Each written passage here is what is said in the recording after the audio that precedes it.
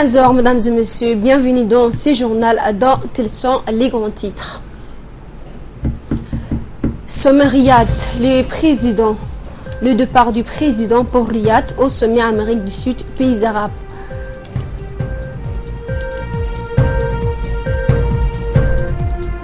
L'UNESCO rejette de la candidature du Kosovo. Bienvenue et merci de nous rejoindre. Le président de la République somalienne, Hassan Sheikh Mohamud, a quitté ce matin la capitale djiboutienne pour Mogadiscio. Il a été salué à son départ par le Premier ministre Abdulkader Kamil Mohamed et les membres du gouvernement. Rappelons que le chef de l'État somalien est arrivé hier à Djibouti pour une visite officielle de 24 heures et a été reçu par le chef de l'État Ismaïl Omar Guelleh. Les discussions entre les deux chefs de l'État ont porté essentiellement sur les bonnes relations entre Djibouti et Mogadiscio ainsi que sur les derniers développements dans les domaines politiques et sécuritaire en Somalie. Le président somalien Hassan Sheikh Mohamud était accompagné dans ses déplacements par une importante délégation, dont notamment le directeur général à la présidence somalienne, Ali Mohamed Omar. On participé à cette entrevue qui s'inscrit dans le cadre des consultations permanentes entre les autorités de deux pays, le Premier ministre Abdulkader Kamil Mohamed, le secrétaire général de la présidence Ismaïl Hussein Tani. Durant son court séjour dans la République de Djibouti, les présidents somaliens avaient affirmé que cette visite intervient après avoir reçu une invitation du président Guelleh. Les deux chefs de l'État ont discuté sur le voie et les moyens de renforcer davantage les liens fraternels qui existent entre nos deux pays. En ce qui concerne la situation sécuritaire en Somalie, le gouvernement somalien poursuit toujours ses efforts pour consolider la paix et la sécurité en Somalie. À noter que la délégation conduite par le président Hassan Sheikh Mohamud se rendra aujourd'hui en Arabie Saoudite afin de participer au 4e sommet du chef de l'État et du gouvernement des pays arabes et l'Amérique latine. Autre nouvelle du pays, de part du président de la République à destination de l'Arabie Saoudite. Le président de la République, Ismaïl Omar Guelleh, a quitté aujourd'hui mardi le pays pour se rendre à Riyad, capitale du Royaume d'Arabie Saoudite, afin de prendre part au 4e sommet des chefs d'État et de gouvernement de pays arabes et ceux d'Amérique latine. Les dirigeants des 21 pays arabes et ceux des 12 pays d'Amérique latine prendront au total part à cette rencontre à laquelle assistera aussi le secrétaire général des Nations Unies, Ban Ki-moon. Le renforcement de la coopération économique et culturelle entre les deux ensembles constitue le principal ordre du jour de ce sommet. L'intensification de la collaboration par les deux ordres entiers entretiennent en matière de lutte contre le terrorisme est également portée à l'ordre du jour de cette réunion. Les conflits israélo-palestiniens et la guerre au Yémen, en Syrie et en Libye seront aussi évoqués dans ce sommet des 2 jours. En dehors de sa participation aux travaux du 4e sommet des pays arabes et d'Amérique latine, le président de la République, son Excellence Ismaïl Omar Guelleh, aura des entretiens avec les principaux dirigeants du pays hôte, en l'occurrence le roi du Royaume d'Arabie Saoudite, les gardiens des lieux saints, Sa Majesté Salman bin Abdulaziz Al Saoud et les princes héritiers du trône du Royaume d'Arabie Saoudite, Son Altesse royale Mohammed bin Naïf bin Abdulaziz Al Saoud. Le président Guelleh s'entretiendra aussi avec plusieurs des autres homologues chefs d'État et de gouvernements des pays arabes et d'Amérique latine participant à ces sommets. Une importante délégation comprenant notamment les ministres des Affaires étrangères, de la coopération interne et la coopération plutôt internationale, Mohamed Ali Youssouf, accompagne le président de la République dans ses déplacements en Arabie Saoudite. Toujours dans ce sommet du chef d'État et du gouvernement des pays arabes et l'Amérique latine à Riyad, la rencontre réunira 21 pays arabes et 12 pays d'Amérique latine. Une déclaration de Riyad est actuellement en préparation. Ce document de 20 pages contient une douzaine de décisions exécutoires ainsi que des recommandations futures. Il se concentre globalement sur la réaffirmation d'une coopération économique et politique accrue entre des blocs éloignés. Le texte insiste principalement sur la nécessité de favoriser les dialogues et la coopération entre les deux pays entre les pays arabes et d'Amérique latine et de mettre en place une collaboration diplomatique et stratégique. Les pays participants insistent également sur l'importance de développer la coopération socio-économique entre eux en amorçant des projets de développement complémentaires. Ils soulignent l'importance de lutter contre la pauvreté dans leurs États respectifs et d'améliorer les niveaux de vie des populations. Ils mettent aussi l'accent sur l'importance de la coopération sud-sud. Ils affirment les droits des pays à se doter du nucléaire civil et appellent Israël à se retirer des territoires occupés depuis 1967. Enfin, les recommandations portent principalement sur l'arrêt de l'usage de la force disproportionnée par Israël contre la bande de Gaza et sur la condamnation du terrorisme de toutes ces manifestations.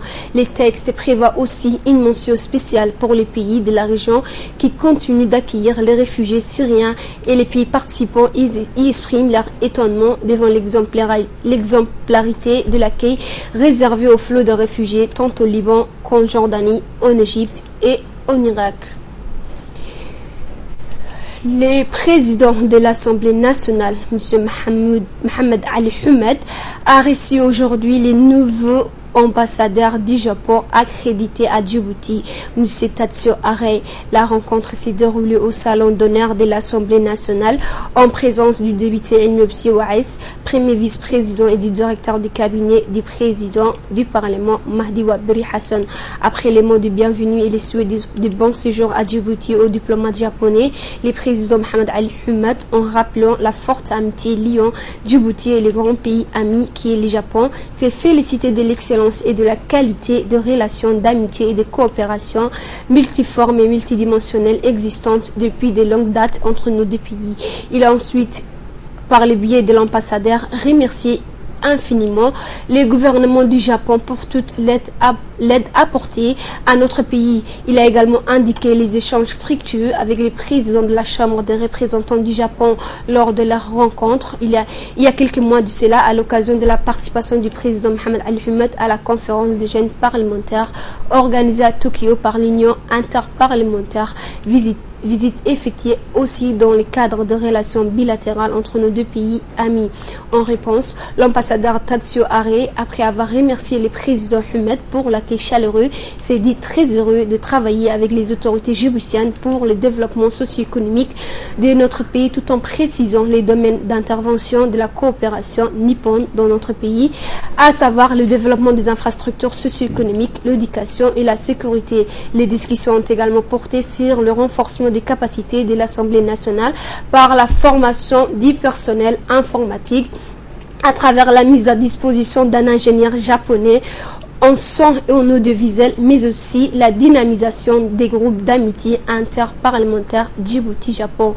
En conclusion, le président du Parlement a assuré les diplomates japonais de sa disponibilité à œuvrer encore davantage à la coopération interparlementaire entre les deux assemblées djiboutiennes et japonais, mais à la consolidation des liens d'amitié entre nos deux pays.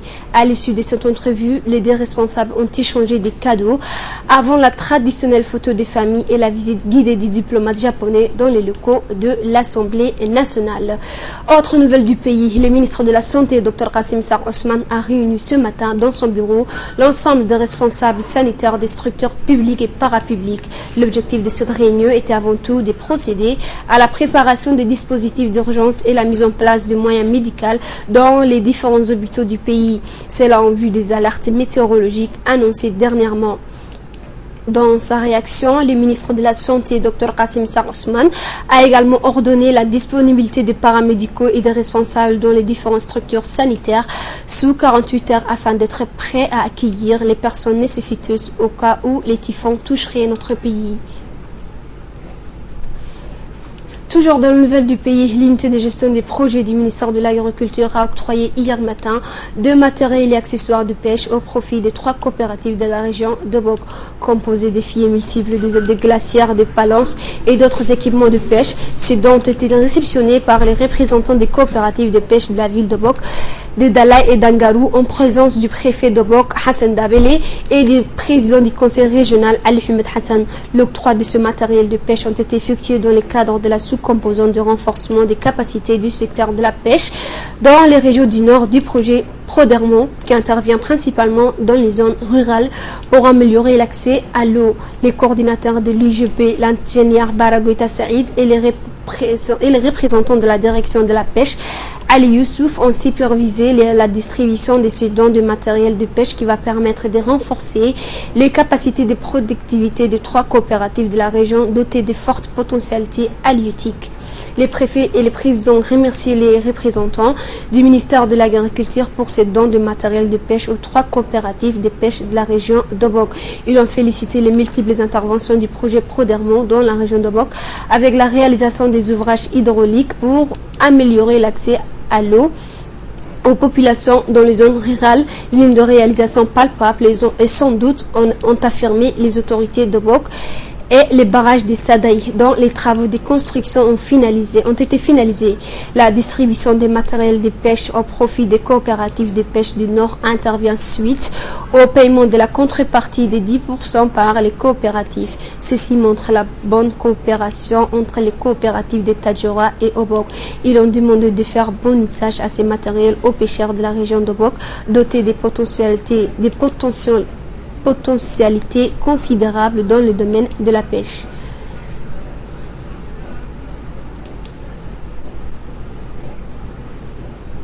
Les dons de ces matériels de pêche au profit des coopératives de pêche d'Obok intervient après un don similaire pour les coopératives de Tadjoura, a affirmé l'ingénieur Baragoita Saïd, coordinateur du projet de Prodermo, qui certes intervient principalement dans les zones rurales pour améliorer l'accès à l'eau, mais il soutient aussi le secteur de la pêche dans les 4 régions d'Oboko. Baragoita a aussi précisé que ces dons ont été concrétisés aujourd'hui après avoir finalisé une étude pour recenser les besoins de pêcheurs du Nord suivi d'une formation dans le pays et à l'étranger pour renforcer les capacités des acteurs de la pêche dans les régions d'Obok. Tous les 6 coopératives de pêche des régions de Tadjoura et Obok ont doté des locaux pour les stockages. Ce don intervient, ajoute les représentants, au moment où le gouvernement va lancer des projets importants avec l'appui des partenaires pour redynamiser le secteur de la pêche dans les zones côtières, surtout à Obok, qui a été la première région pour développer la pêche. Toujours dans... On nourrit l'espoir de développer ce secteur et le premier obstacle qui était la constitution des coopératives. Il fallait organiser les coopératives, ce que nous avons fait, ce que le gouvernement fait. Et donc, après l'organisation, nous avons recensé leurs besoins, a fait une commande de matériel professionnel et qui permettra d'améliorer sensiblement la production. Effectivement, il reste beaucoup de choses à améliorer au niveau des infrastructures. L'État y a pensé et il y a des grands projets au niveau du FIDA, au niveau de la BAD qui arrivent. Et donc les coopératives organisées pourront vraiment valoriser tout ce travail-là. Le prix du poisson a augmenté à Djibouti. Il y a un grand marché de poissons. Le problème des régions, c'était vraiment l'autonomie en glace. Donc maintenant, c'est en partie réglé. Et j'ai dit le projet, le PRAREV, qui a débuté il y a 1 an, donc va venir avec de gros moyens. Mais en fait, vraiment, il faut que les ressources humaines, que les coopératives aient une capacité d'absorption de cette aide. Et je pense qu'on est bien parti. Nous sommes en discussion avec un privé qui est le Red Sea Fishing, qui est prêt à s'approvisionner au niveau de Tadjoura et d'Obok. Si vraiment les prix sont importants, c'est en 2-3 jours, ils sont capables de produire une tonne et demie. Et la société est prête à venir les chercher et améliorer l'écoulement de ces poissons. C'est l'heure de l'appel pour la prière d'Al-Asr. On se retrouve juste après l'adhan. إن الصلاة كانت على المؤمنين كتابا موقوتا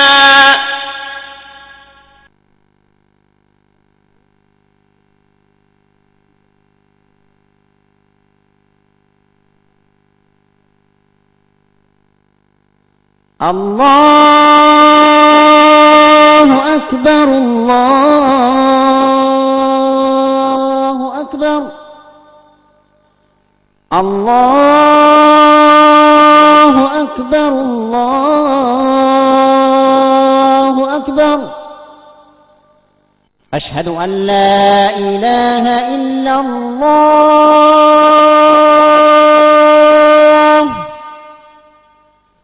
أشهد أن لا إله إلا الله أشهد أن محمدًا رسول الله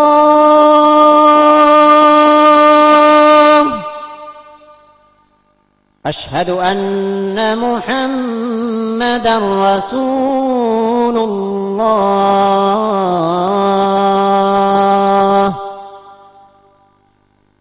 حي على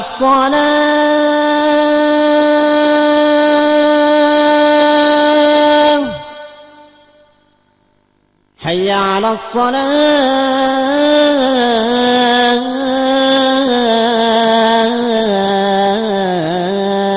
الصلاة حي على الفلاح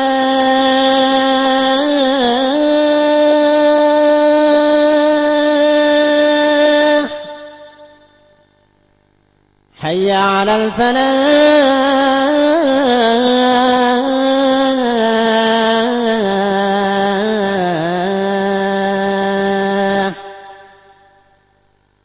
الله أكبر الله أكبر لا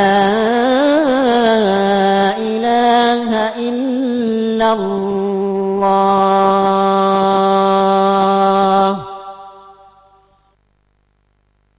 اللهم رب هذه الدعوة التامة والصلاة القائمة آت سيدنا محمدا الوسيلة والفضيلة وابعثه اللهم مقاما محمودا الذي وعدته إنك لا تخلف الميعاد. C'était donc l'appel pour la prière d'Al-As. Et toujours dans le cadre de la sous-composante du projet Prodermont, d'autres actions de soutien seront menées pour augmenter la production des coopératives de Tadjoura et d'Obok, a conclu les coordinateurs du projet dans son intervention. Les représentants de pêche de Obok, d'Alaï et Angarou ont remercié les coordinateurs du Prodermont et les représentants de la direction de la pêche pour ces soutiens.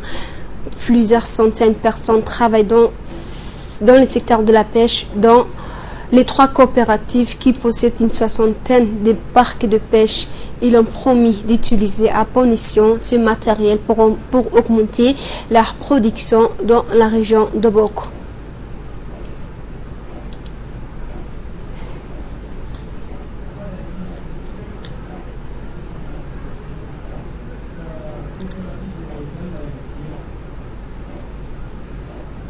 La coopérative d'Obok avait lancé en 2008 pour écouler leur prise à Djibouti, mais aussi à l'étranger et notamment en France.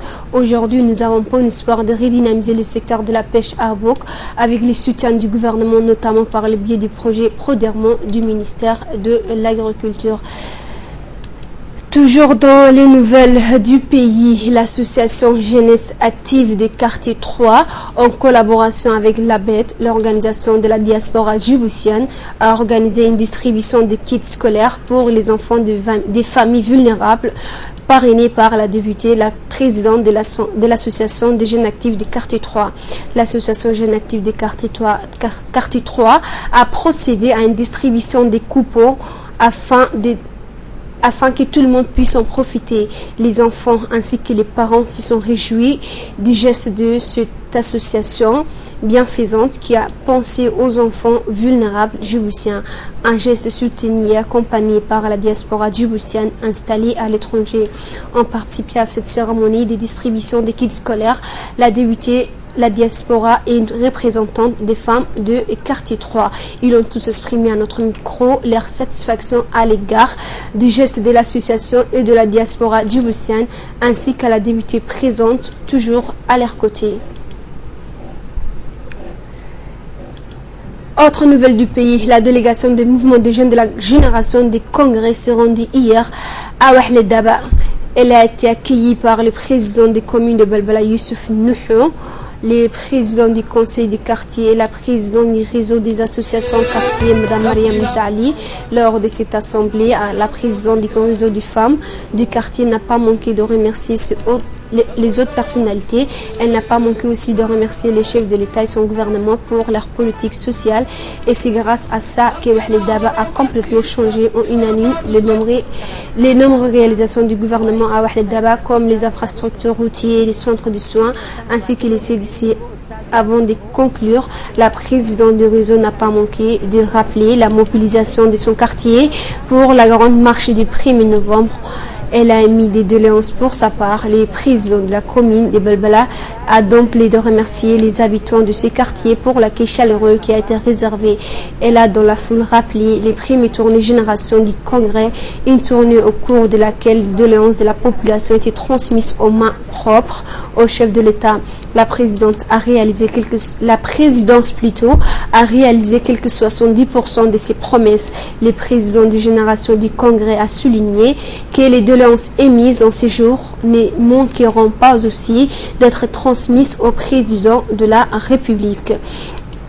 Et pour clore les nouvelles nationales, le méga concert qui clôture la semaine nationale et africaine de la jeunesse s'est déroulé dimanche soir au stade Gouled. Ce concert a battu un record d'audience, que ce soit au stade Gouled, vers où ont convergé des milliers de mélomanes à la télévision nationale ou sur les réseaux sociaux. Cette soirée qui a rassemblé une palette d'artistes nationaux et régionaux restera à coup sûr un événement sans précédent dans les annales du showbiz djiboutien. Une gracieuseté du secrétariat d'État à la jeunesse au sport à qui incombait cette tâche gigantesque d'organiser en un temps record ces compétitions sportives, concours culturels et oratoire entre jeunes. Le secrétaire d'État à la jeunesse et au sport, Badoul Hassan Badoul, était au premier rang pour participer à la fête en compagnie de plusieurs personnalités. Ce concert s'inscrit dans la politique de la promotion de l'épanouissement de la jeunesse djiboutienne menée par le secrétaire d'État à la jeunesse et au sport, conformément à la feuille de route du chef de l'État, son Excellence Ismaël Omar Guelleh, qui a toujours accordé à la jeunesse une attention particulière. Et à l'actualité internationale, la Fédération russe d'athlétisme est dans le viseur de l'Agence mondiale antidopage, qui l'accuse d'avoir dissimulé de cas de dopage. L'AMA a recommandé lundi d'exclure les athlètes russes de toute compétition. Une commission indépendante de l'Agence mondiale d'antidopage a recommandé lundi 9 novembre dans un rapport la suspension de la Fédération russe d'athlétisme. Le détail dans ses commentaires. Une commission indépendante de l'Agence mondiale antidopage a recommandé hier dans un rapport la suspension de la Fédération russe d'athlétisme. Cette dernière est soupçonnée de multiples infractions liées au dopage. La commission dit avoir identifié des défaillances systémiques au sein de l'IAF, Fédération internationale d'athlétisme, et de la Russie, empêchant ou restreignant la mise en œuvre d'un programme antidopage efficace. Selon ces documents, il existe dans le monde sportif russe une culture profondément enracinée de la tricherie. L'enquête montre que l'acceptation de la triche à tous les niveaux était étendue et de longue date, expliquait les textes, accusant en premier lieu les entraîneurs, qui eux-mêmes étaient auparavant des athlètes et qui travaillent en relation avec le personnel médical.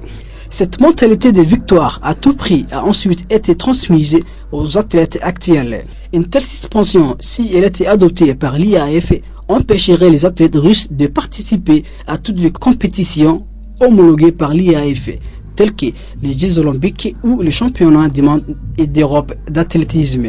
Enfin, le rapport termine en laissant entendre que le cas de la Russie n'est pas un cas isolé et que cela concernerait également d'autres pays et d'autres sports.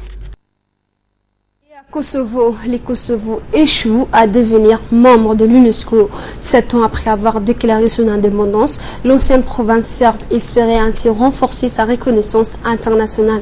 Mais à 3 voix près, elle n'a pas obtenu la majorité des tiers requises lors d'un vote au siège de l'organisation à Paris. Sur 142 voix exprimées, 50 États ont voté contre, dont bien sûr la Serbie et son allié, la Russie. L'ambassadeur serbe à l'UNESCO, Darko Tanaskovic, s'est félicité du résultat. Je pense que c'est une sorte de triomphe de la vérité et de la vertu, a-t-il dit.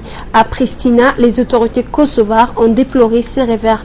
Atifet Jarjaga, président du Kosovo, a ainsi estimé que le rejet de la demande d'adhésion du Kosovo à l'UNESCO est une opportunité ratée pour faire progresser la vision, les valeurs et le but de cette organisation et leur promotion au sein du Kosovo. Outre la gestion de son patrimoine culturel, l'adhésion à l'UNESCO aurait permis à Kosovo de faire un pas vers son adhésion à l'ONU.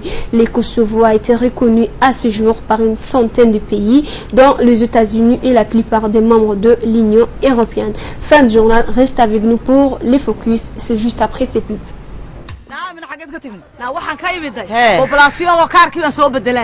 كاركية ها ومحلي قمد بلا كار هيد وقت قمد ما تسيحتي ورت بلا كار كوام ما ند مقالين كاركي هور اللي بدليو oo 4 taswiirood iyo kaarkii hore wadanigi iyo 2 kun oo faran la qaadayo kaarkii hore aad geynayso ku kala lagu siinayo oo kana ah ka kale maarad maqal raadiyoga ma dhageyso televisionka ma daawan waa aanu raadiyoona ma dhageyso television ma daawan makan baa lagu bedelaya ma sha Allah kii wixii sheegi lahaana in adeer uu hawada uu ka baxsan warbay ma iyada odagii qabayna aniga bari hore imika ii qabo maanta la joogo muddo dhow baasaboor wala waxba kuma qaadanaysa wallahi soo bedela aniga odagu banaysana ma ciyaalka imika oo wada qaari gabi imika toosin imika bedela ku sidaayeen waa inaad soo bedelo eeyahe كل كرافات بعدين حرانيسا كل بون بالعبيسا كل تلفزيون بدا ونيساي waxa ka jira dalkeena war maado haysa waan u haya maxaad ka waraysa dawaan nabad inay tahay waan ognahay kaararkii la bedelay ma ogtahay oo dawladdu soo markaa soo dejisay dawaan la sheegay ma la bilaabay maxaa loo bilaabay soo qoomada guranaysa ubadkeen iskool bay dhigtaan xagaabaxba soo dhaw baa soo barano baahana muddo dhowna waa la joojinaya oo maxay way dhamaanayaan kaararka la bedelay imika doonayna imika hadalka waa ku dhaqaaqaya balaay ma jirto imika ku caynaa aniga transheega dhigmaysa maanta doonan hadalka iga daawaan tagaya hadalkeedu waa run waan maqlay laakiin aniga dhageysanayee run ahaantii waa inaan ku dhaqaaqaa imika waa inaan ku dhaqaaqo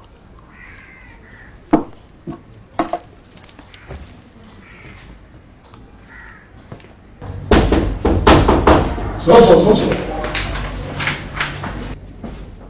السلام عليكم. عليكم السلام.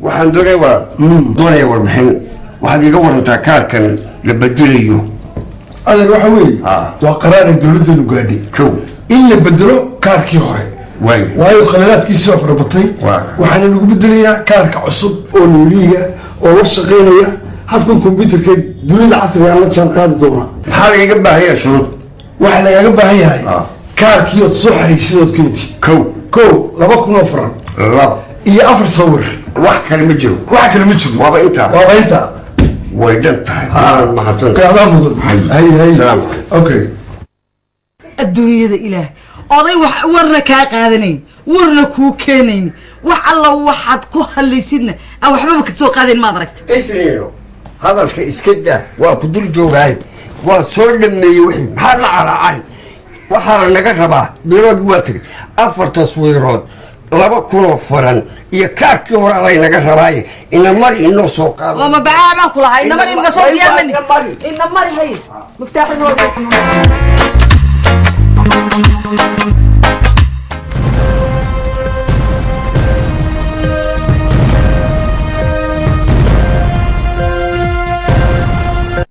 Bienvenue à nouveau dans ce focus avec la compagnie de Negat Fouad. Bonjour Negat. Bonjour, voilà. Le Conseil de sécurité est à la une qui remanie les bureaux d'appui de l'ONU En Somalie, face à la démultiplication des tâches dévolues au bureau d'appui de l'ONU pour la mission de l'Union africaine en Somalie, la MISOM, le Conseil de sécurité de l'organisation a adopté lundi, c'est-à-dire hier, une résolution changeant la domination des bureaux et élargissant son mandat d'action dans le pays. Donc, dans cette résolution, le Conseil rappelle, malgré les ressources allouées du bureau d'appui de l'ONU pour la mission, ce dernier n'est pas parvenu à adapter son action au développement spectaculaire de l'appui logistique qui lui est demandé. Dans un discours lu par le chef du cabinet Susanna Malkoura, suite à l'adoption de la résolution par le Conseil, le secrétaire général des Nations Unies, Ban Ki-moon, a salué le fait que cette résolution permettra de renforcer plus encore le partenariat fructueux entre l'ONU et l'Union africaine, ainsi que la résolution de la réalisation de l'ancien bureau d'appui de l'ONU pour la MISOM. Donc, il a dit, nous pouvons faire encore plus avec le nouveau bureau d'appui des Nations Unies en Somalie. Je suis déterminé à renforcer notre collaboration. Fin de citation. Le secrétaire général a déclaré que l'appui à venir sera une importante capitale pour la Somalie engagée dans une transition constitutionnelle pacifique du pouvoir. À ce titre, il a demandé instantanément au gouvernement fédéral de grandir la participation d'autant de personnes que possible dans ce processus, y compris les femmes, les jeunes et la minorité du pays. Et en page santé, nous allons expliquer le phénomène de l'hallucination, voir des visages ou des scènes qui n'existent pas, entendre des sons, des voix venues de nulle part, sentir des insectes imaginaires grouiller sur sa peau, respirer une odeur fantôme. Entre 5 et 10% d'entre nous, au moins, ça nous arrive dans notre vie. Vécu des hallucinations malgré l'absence de tout stimulant, ces perceptions paraissent tellement vraies que nous doutons pas de leur réalité. Pourtant, il ne s'agit pas d'une construction élaborée par notre cerveau. Il arrive que les personnes qui souffrent d'aucune maladie soient victimes d'hallucinations également.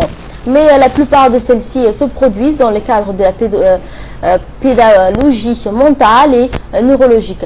Par exemple, 20 à 40% des sujets souffrant de maladie de Parkinson subissent le plus souvent d'ordre visuel.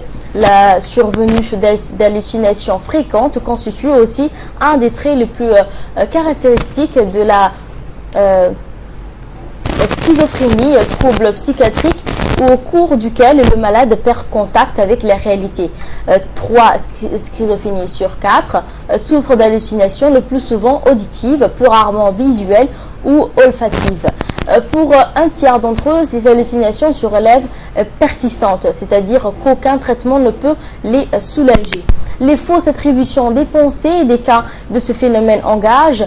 Les hallucinations prennent des formes diverses. L'hallucination auditive peut être simple, un son de titillement des cloches, une sonnerie ou un aboiement. Il peut s'agir de voix isolées ou distantes ou discutant entre elles, ressenties comme provenant du milieu extérieur ou murmurant à l'intérieur de la tête. Elles peuvent se parer de caractéristiques précises, être identifiées comme féminines ou masculines, paraissent souvent agressives à ce qu'elles disent est généralement compréhensible.